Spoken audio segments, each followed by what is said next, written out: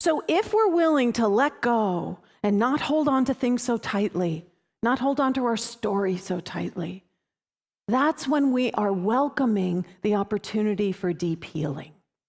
So in the quantum living class this week, the quantum living folks are working with the past. They're working with how our past feels like it's against us. Can anybody in here relate to that? That something happened in our past, and if it hadn't been for that, everything in my world would be fabulous. And part of what we believe in unity is that there are no mistakes. Right? There are no mistakes. So I was 26 years old. I was roller skating in Golden Gate Park. I fell going down a hill, and I broke my back. And for 10 years, well, I lived in chronic pain for like 7 years, right? For 10 years, I kept seeing myself at that moment at the top of the hill where I thought, wow, that looks really steep.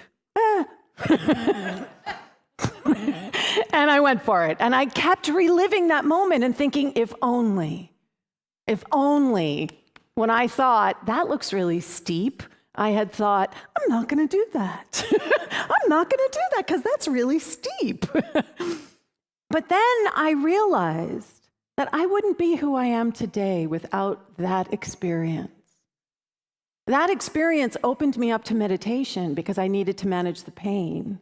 That experience opened me up to spiritual teachings. That experience started me on a path of being a seeker because the medical profession wanted to cut me open and put metal rods in my spine and do all sorts of things that I was just like, give me a minute there, right? I said to the doctor, I can always put the metal rod in my spine. Can I try my way first and let's see what happens? And here I am, right? No metal rods in my spine. But I was willing to let go of this idea that it was a mistake. It wasn't a mistake. It really wasn't. I've actually truly come to know that if I could go back in time, go back in time, and I could tell my younger self, don't go down the hill, I wouldn't tell her that. Because I was not happy. I was not on the path to living a joyful, fulfilled life back then. It was part of my journey, was in that process of experiencing what I experienced when I broke my back. I wouldn't trade that for the world. I do a lot of pastoral care, and I can't tell you the number of cancer patients who have said to me, this has been the greatest gift of my life. And meant it. What if there are no mistakes? What if you were exactly where you were meant to be?